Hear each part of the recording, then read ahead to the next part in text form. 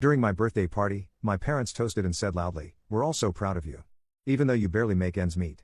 Everyone laughed except my girlfriend, who grinned, pulled out a tiny box, and said, "Good thing he can afford to say yes to this." The room froze when they saw what was inside. You know what's worse than being broke on your birthday? Being broke and reminded of it by someone who's supposed to love you, or at least pretend convincingly in front of a room full of people eating catered shrimp and drinking $100 Chardonnay like it's tap water. I turned 39 that day. Not exactly a milestone. Not quite the hilltop either, but it felt like something.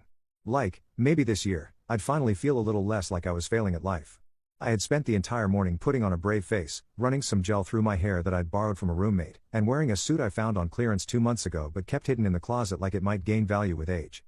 My dad insisted on throwing me this small gathering, which somehow turned into a semi-formal in my parents' over-renovated colonial, the one with a massive fireplace no one ever uses and a marble island big enough to park a damn car on.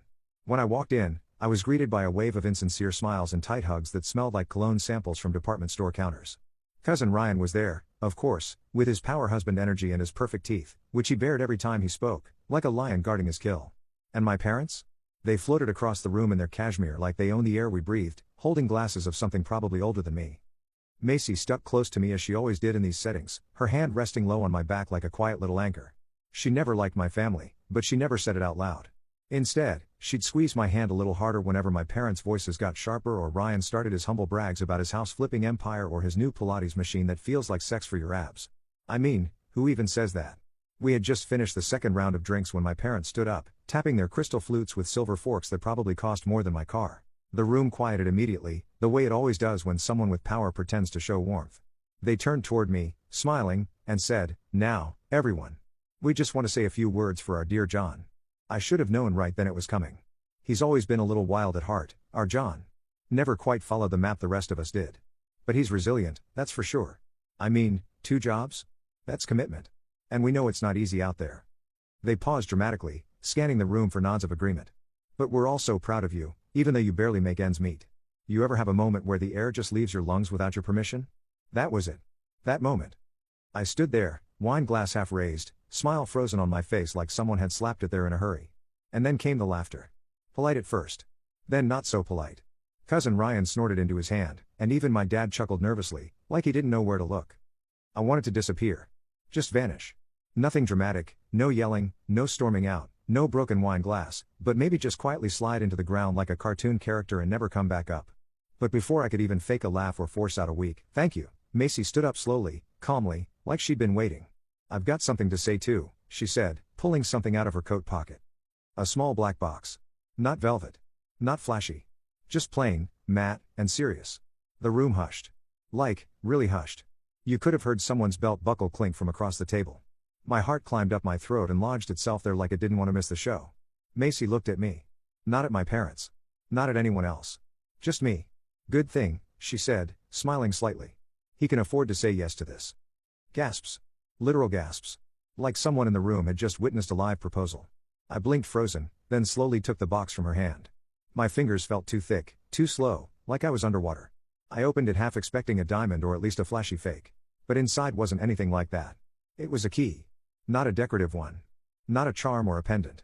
A real, solid, brass house key, nestled in a folded slip of paper that had my name written on it. The silence in the room thickened like syrup, stretching over every eye, every open mouth, every shocked face.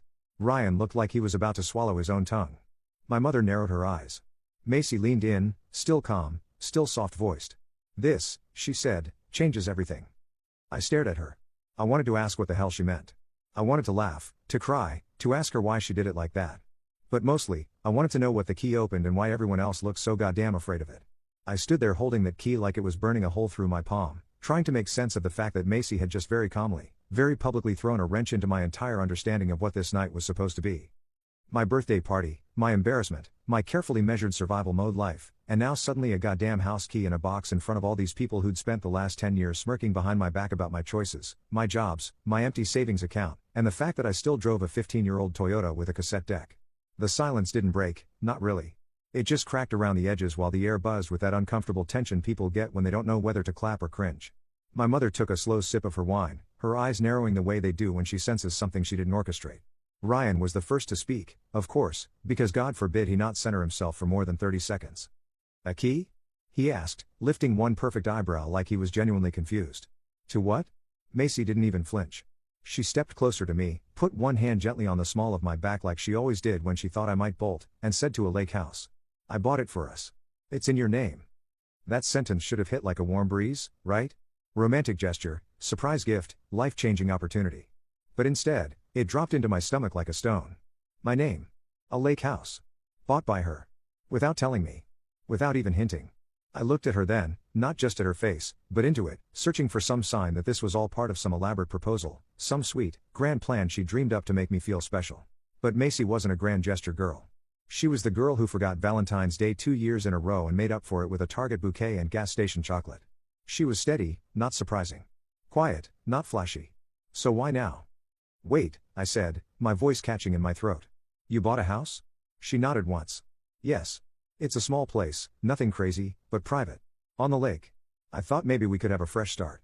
I didn't respond. I couldn't. My brain was still catching up to the part where I apparently now own property, or didn't, or maybe did, but didn't want to. I've known Macy for almost 15 years now. We started dating back in February 2018, which makes it 7 years now in 2025. Anyway, I pulled the small folded piece of paper from the box, the one sitting just beneath the key, thinking it was maybe just a sweet note or the address or something simple. But it wasn't. It was a legal envelope. A pre-printed contract with my full name across the top and legal wording that made my stomach tighten with every line I skimmed. Macy, I said, my voice sharper now. What is this? She looked at me like I was missing the point entirely. It's just paperwork to formalize the deed. I already paid for everything. I had it transferred into your name. That way, no matter what, it's yours. I felt every eye in the room drilling into the side of my head. I could hear the whispering already starting, my parents whispering to Ryan, Ryan whispering to his plastic-faced wife, and my dad just sitting there blinking like this was all too much for him to process. I didn't agree to this, I said softer now, unsure if I was trying to calm myself or avoid another public scene. You don't have to agree, Macy said, smiling that same patient smile she used when explaining something techie to me. It's done. It's yours. Just sign the bottom. We can go this weekend. I want you to see it. My gut twisted again.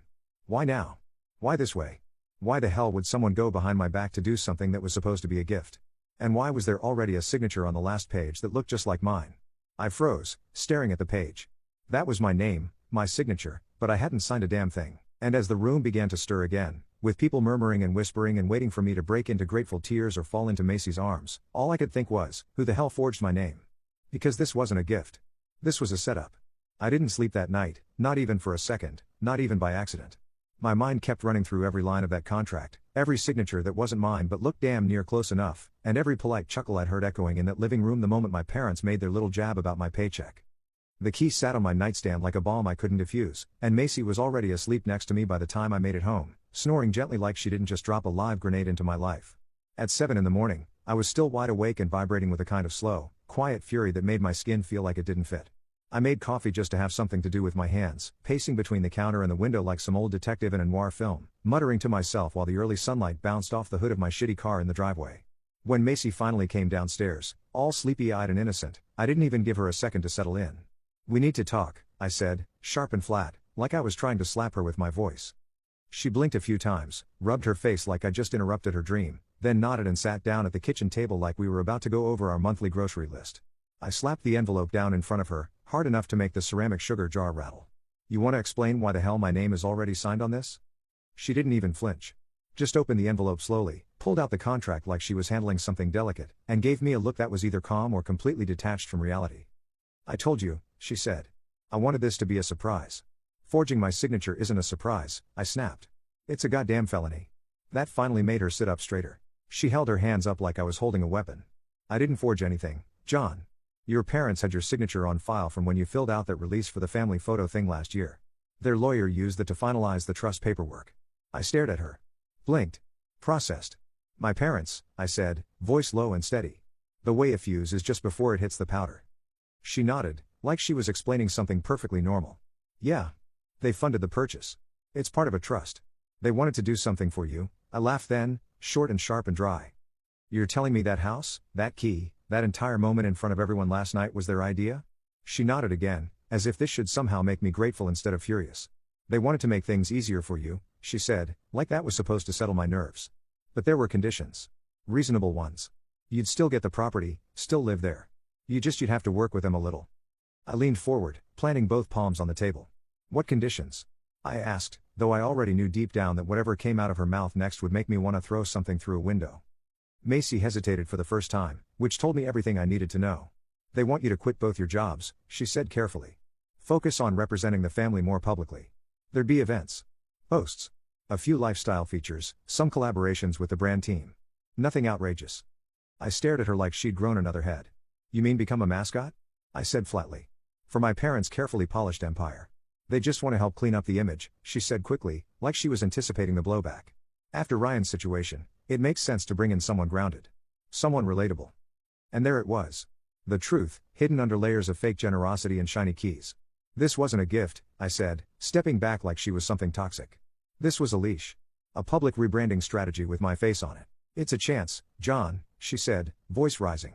A chance to stop struggling, to live somewhere beautiful, to not have to check your bank account before you buy groceries. I laughed again, but there was no humor left in it. Just exhaustion and disbelief. And all I have to do is sell my dignity, my independence, and my time, I said, cold now. Is that the price tag on my piece? Family dinners once a month? Smile for the camera, John. Pretend we don't think you're a disappointment. Macy stood up, running her hands through her hair, clearly getting frustrated. You wouldn't have to worry about money ever again, she said, louder now, like that solved everything. And that's when I finally snapped. What makes you think I trust you now? I asked, my voice low and shaking. You went behind my back. You took their money. You made a deal with people who spent years belittling me. And then you stood there in front of everyone and acted like it was all out of love. She didn't answer. She just stared at me like maybe she hadn't expected this reaction. Like maybe she really thought I'd be grateful. Like maybe she'd forgotten who the hell I was. And in that silence, I realized something I hadn't fully admitted to myself before. Macy didn't do this for me. She did it to fix me. To make me easier to love in a way that didn't cost her anything. And that kind of love? That's not love at all. I always believe that if something smells rotten, it probably is, no matter how many candles you light around it or how many ribbons you tie on top. So after Macy dropped the truth about my parents funding the house and me being the new poster child for the family's wholesome recovery narrative, I stopped waiting for more honesty and started looking for it myself. People talk when they think you're dumb, and they lie even faster when they think you're desperate. So I played the part. I let Macy believe I was softening. I let my parents think I was flattered. And for the first time in years, I smiled through gritted teeth and nodded like a good little puppet, while in reality, I was pulling every string I could get my hands on behind the curtain. First thing I did was call a friend from my old bartending days, Victor, who now worked as an assistant at a real estate office 2 towns over. He was the kind of guy who could get his hands on anything with the right bottle of whiskey and a shared grudge. I asked him to look up the lake house's deed, and less than 24 hours later, he sent me a scanned copy via email with a single line typed underneath it: "This ain't yours, bro." Turns out, the property wasn't mine or Macy's or even an escrow. It was still sitting under a holding company that just happened to be run by none other than Lowell Family Ventures, LLC, a real mouthful of a name that stank of generational wealth and legal gymnastics. So the whole gift in your name thing? Bullshit. Just a well-wrapped trap. A pretty little prison. I wasn't surprised, but it still stung in that slow, corrosive way that lies do when they're dressed up as love. I didn't tell Macy what I found. Not yet. I needed more. That's when I made the second mistake, or maybe it was the best thing I ever did. I opened her laptop while she was out for groceries. I know, snooping is messy business. But let's not pretend I was some wide-eyed innocent at this point. Something had snapped loose in me the night of my birthday, and once it was gone, there was no stuffing it back inside.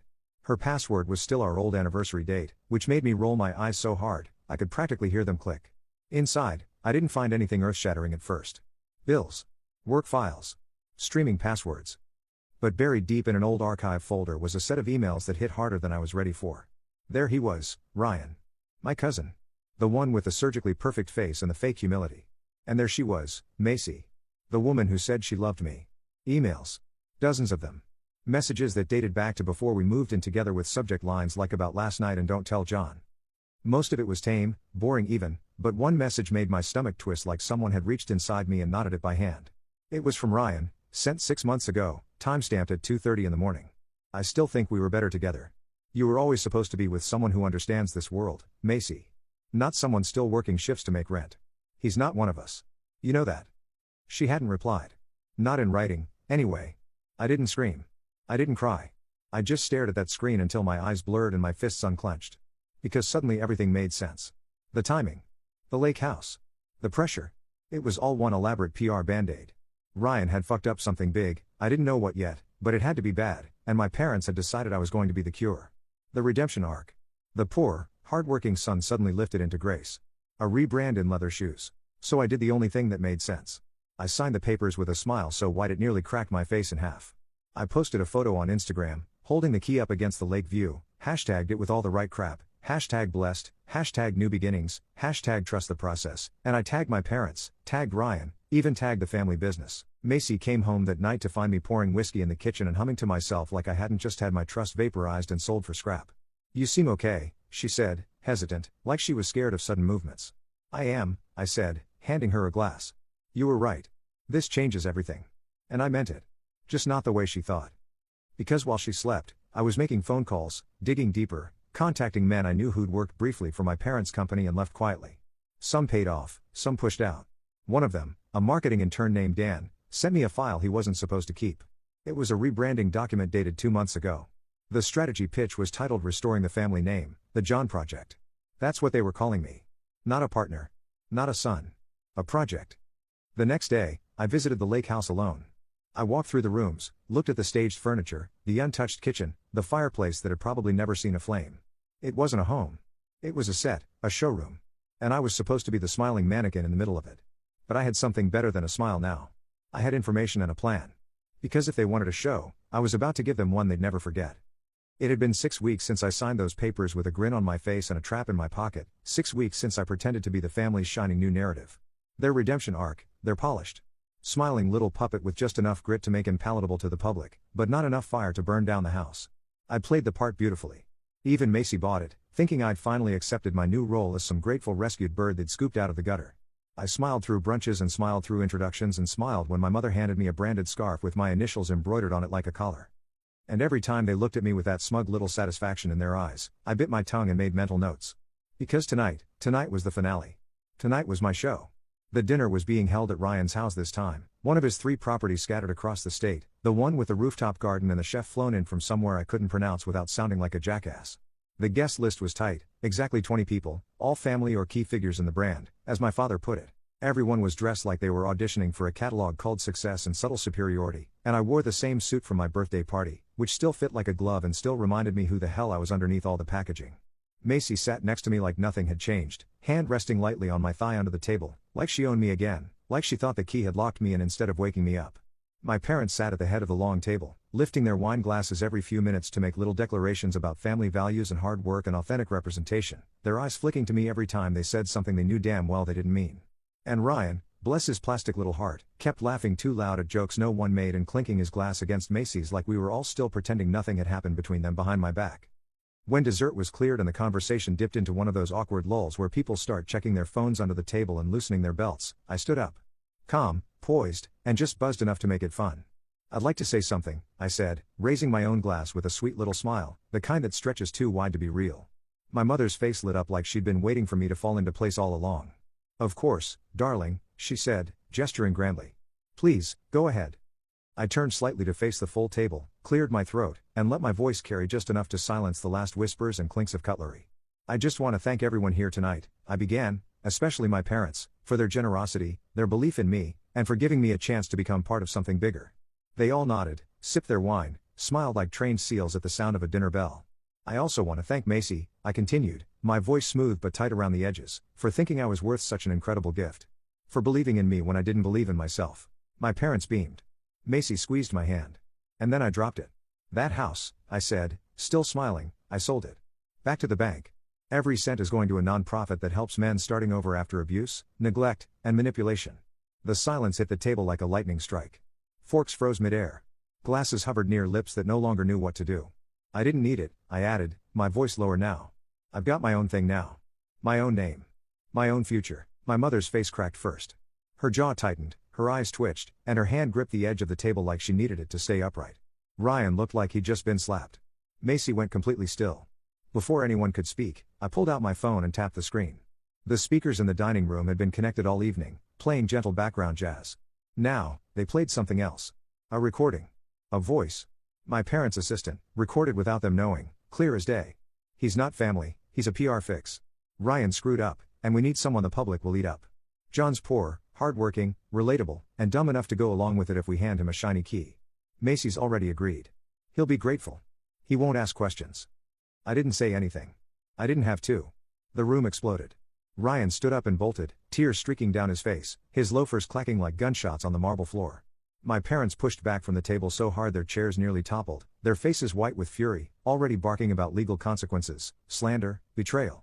Macy stood up slowly, looking at me like I'd become something she didn't recognize, something sharper and colder than the man she'd once convinced herself she could control. "John," she started, voice low, careful. "I didn't know they said that."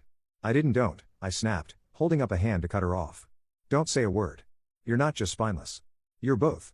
She opened her mouth again, but I was already walking away, already done playing the part, already finished pretending to be the grateful guy who didn't know he was being used as a tool in someone else's redemption story. At the front door, I paused only long enough to reach into my coat pocket and pull out a small velvet box, the one I'd found hidden in Macy's drawer last week, the one with the ring she never got the chance to offer. I dropped it into the trash by the entryway without a second thought. Outside, the night was quiet, crisp, and for the first time in months, it felt like mine. I got into my car, started the engine, and as the headlights cut through the dark driveway, my phone buzzed in the center console. One unread message from Ryan. "You were never supposed to find out, but Macy, she really did love you." I stared at the screen, and I didn't reply. I just drove away. The first few miles felt like floating. Like I wasn't even touching the ground anymore.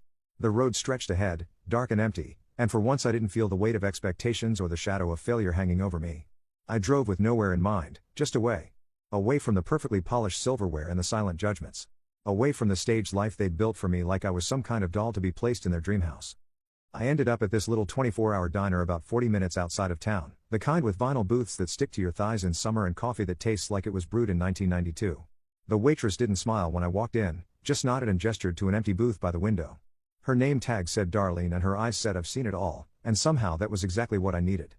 "You look like you've had a night," she said, sliding a laminated menu in front of me. "You could say that," I replied, not really wanting to elaborate. She studied my face for a moment, then nodded again. "Coffee's fresh. Pancakes are decent. Everything else is just food." I ordered coffee and pancakes, and as I sat there waiting, my phone lit up again. 5 missed calls from Macy. 3 from my father. 2 from my mother. And about a dozen texts that I didn't bother to open. I turned the phone off completely and slid it into my jacket pocket. The pancakes arrived, and Darlene set down a small pitcher of syrup without a word. Just what it was, no pretense, no packaging. I realized then that I couldn't remember the last time I'd eaten something that wasn't served with a side of agenda. As I ate, I thought about what came next. I had about 3 months' rent saved up, 2 credit cards that weren't maxed out, and a resume full of jobs that nobody in my parents' circle would consider impressive. But I also had something I hadn't felt in years, clarity. The kind that only comes when you finally step out of a fog you didn't even know you were in. I'd been so busy trying to be what they wanted, what Macy wanted, that I'd forgotten who I was before all of this. Before the constant apologies for not fitting in. Before the subtle corrections to my language, my clothes, my ambitions. Before I started measuring my worth through their lens. When I finished eating, I left a 20 on the table and nodded at Darlene, who was refilling coffees at the counter. "Find what you were looking for?" she asked. "Not yet," I said. "But I know what I'm not looking for anymore." She smiled for the first time. That's usually how it starts. I drove to a motel just off the highway, one of those places with rust-stained sinks and bedsheets that smell faintly of industrial cleaner. I paid in cash for 3 nights, plenty of time to figure out my next steps without the noise of other people's expectations drowning out my thoughts. In the morning, I used the motel's spotty Wi-Fi to check my email. Between the angry messages from my parents' lawyer and the desperate pleas from Macy, there was an email from an old college friend, Theo. He'd reached out months ago about a job opportunity at the community arts center where he worked, and I'd politely declined, thinking it wasn't prestigious enough to impress my parents' crowd. I replied now, asking if the position was still open.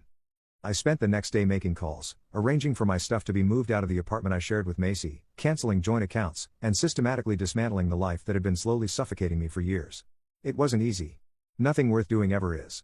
But with each step, I felt a little more like myself again. On the 3rd day, I finally turned my phone back on.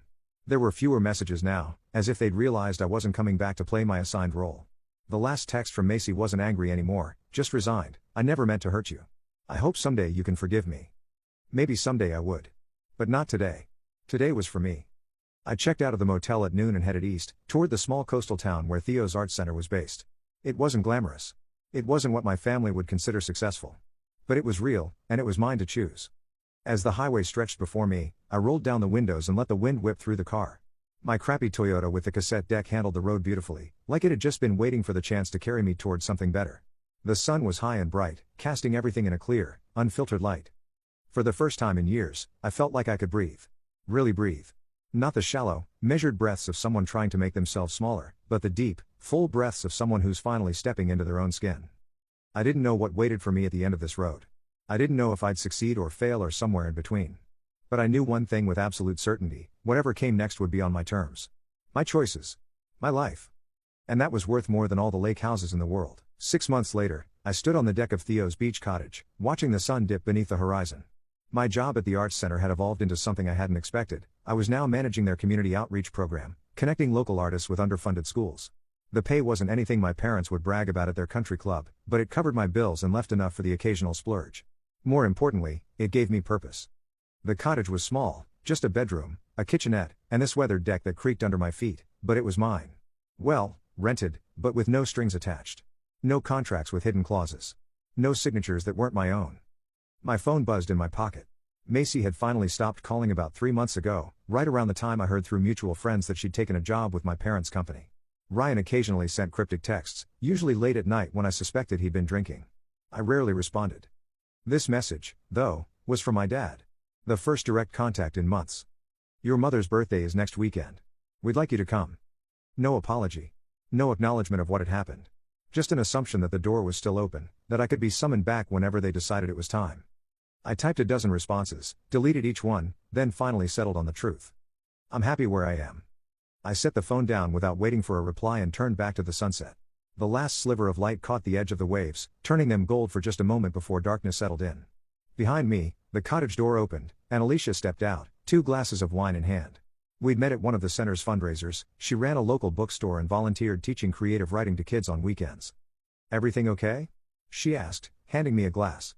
"Yeah," I said, and meant it. "Just setting some boundaries." She nodded like she understood exactly what I meant, and maybe she did. We all have our own versions of the same story, people who try to shape us into something we're not, places that feel more like prisons than homes. "To boundaries, then," she said, raising her glass. I clinked mine against hers. "And to finding our way home." We stood there in comfortable silence as stars began to appear above us. Not the flashy, carefully arranged life my parents had tried to trap me in, but something honest. Something real. Something that was finally, truly mine.